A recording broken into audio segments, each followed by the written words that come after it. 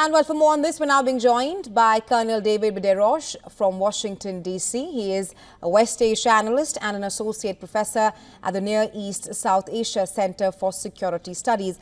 Welcome to World DNA, Colonel Biderosh.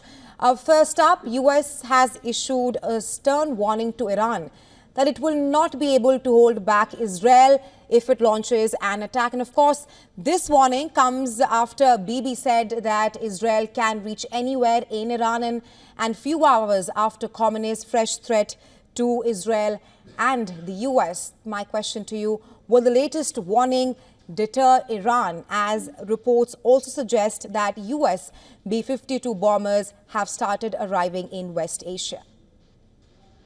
Yeah, I think they will for the intended purpose, which is to ensure that you don't have a wider spread of conflict before the U.S. presidential election.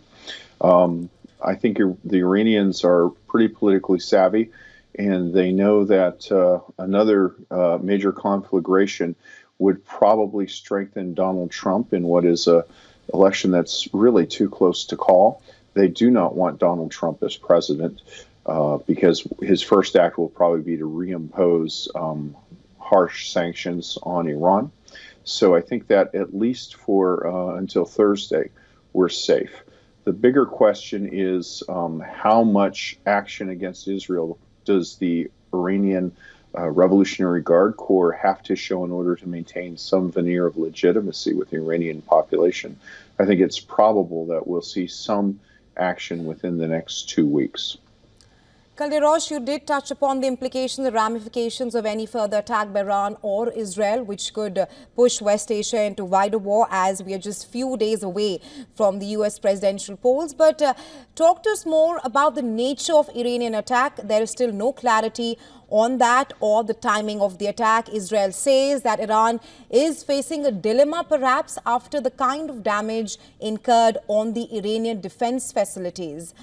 With reports also suggesting that Iran's S-300 air defense system has been damaged. How do you assess the nature of any kind of Iranian attack on Israel? I think that Iran's S-300 system has been neutralized. This is embarrassing for Iran, given that it was their top defense acquisition priority. They spent hundreds of millions of dollars to purchase this from Russia, and Israel took it out rather easily. So I think that most of their radars are destroyed. Israel has also destroyed Iranian Iranian accessed air defense radars in Syria and Iraq. So what that means is that Iran has never been able to counter missiles launched from outside its airspace, but now Israel will be able to fly aircraft over Iran with a great degree of impunity.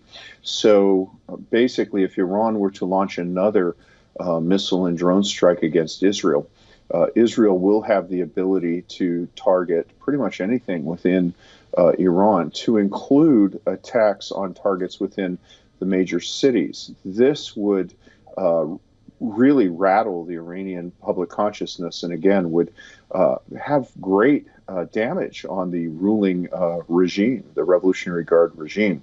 So it's not just a defense issue, it's a regime survival issue for Iran. So that argues in favor of Iranian restraint. However, I'm afraid that the supreme leader is kind of painting himself into a box with his rhetoric. He can't say there will be response, every Friday for 4 weeks with no response. I think the American presence is designed primarily to ensure that Iran does not launch an attack against the Arab Gulf states, as Iran has threatened to do. And again, that keeps in with the Biden administration goal of preventing a wider regional conflict. Right, Colonel Biderosh, earlier Khamenei appeared to downplay the attack launched by Israel on Iran, but in the past few hours, it seems like he's adamant on launching an attack on Israel. But thank you for joining us on World DNA with your insights. Thank you.